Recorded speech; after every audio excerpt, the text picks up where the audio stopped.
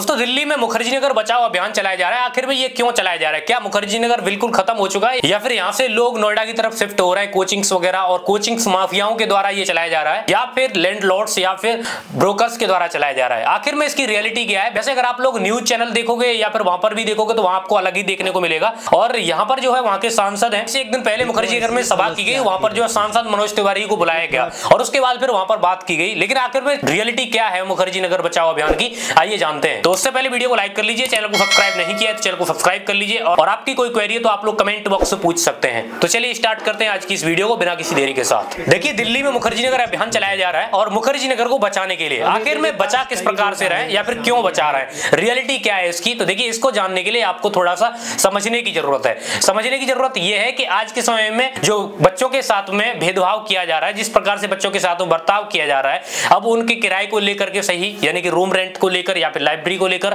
क्योंकि जब से मुखर्जी नगर चर्चाओं में आया है और जब से राजेंद्र नगर चर्चाओं में आया है, जब पानी लाइब्रेरी के अंदर गया और उसमें डेथ हुई गई बच्चों की और उसके बाद फिर ये चर्चाओं में आया। चर्चाओं में आने के बाद उनको भी इंसाफ नहीं मिल पाया, क्योंकि जिन लोगों के साथ में केस दर्ज किया वो लोगों को बेल मिल चुकी है और वो अपने घर पे आराम से एंजॉय कर रहे हैं, अपने कारोबार को देख रहे हैं। लेकिन जिन लोगों की जान चलेगी उनका क्या, जिनके माँ बाप के सपने अधूरे रह गए उनका क्या। लेकिन उसके साथ ही मुखर्जी नगर में जिस प्रकार से बर्ताव किया जाता है बच्चों के साथ में, क्योंकि मैंने जो देखा है वो मैं आपको रियलिटी बताता हूं।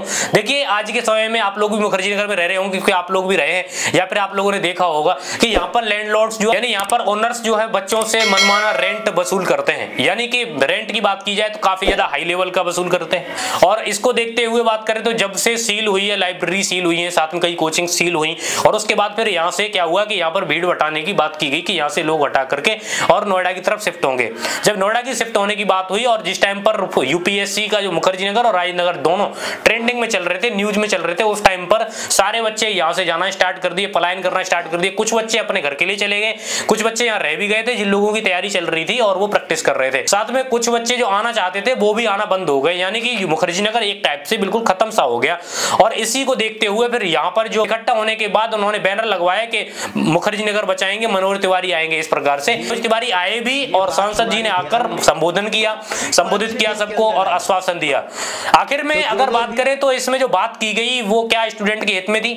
जो लोग वहां सुन रहे थे, जो लोग इस संबोधन को सुन रहे थे, जो प्रोटेस्ट या एक टाइप का एक सभा चल रही थी उसमें जो लोग सुन रहे थे उनके मुताबिक अगर मैं बात करूं तो वहां पर कोई भी बच्चों के मुताबिक बच्चों के हित की बात नहीं की गई। यूपीएससी एस्पिरेंट्स की जो डिमांड थी वो ये थी कि सबसे पहले रूम रेंट कम किया जाए, क्योंकि रूम रेंट सबसे ज्यादा हाई है। दूसरी बात, ब्रोकर जो पैसा लेता है वो कहीं ना कहीं अलग तरीके से लूटते हैं, वो भी कहीं ना कहीं खत्म किया जाए। इसका एक रूल और रेगुलेशंस किया जाए ताकि और रेगुलेशंस के हिसाब से सब लोग चल सके। दूसरी बात, एक लाइब्रेरी, गवर्नमेंट लाइब्रेरी ओपन की जाए ताकि सारे बच्चे उसमें जाके पढ़ाई कर सके और फ्री उनके लिए लाइब्रेरी हो, चाहे कुछ कंडीशंस रख सकते हैं और इस प्रकार से हमारी पढ़ने की व्यवस्था की जाए।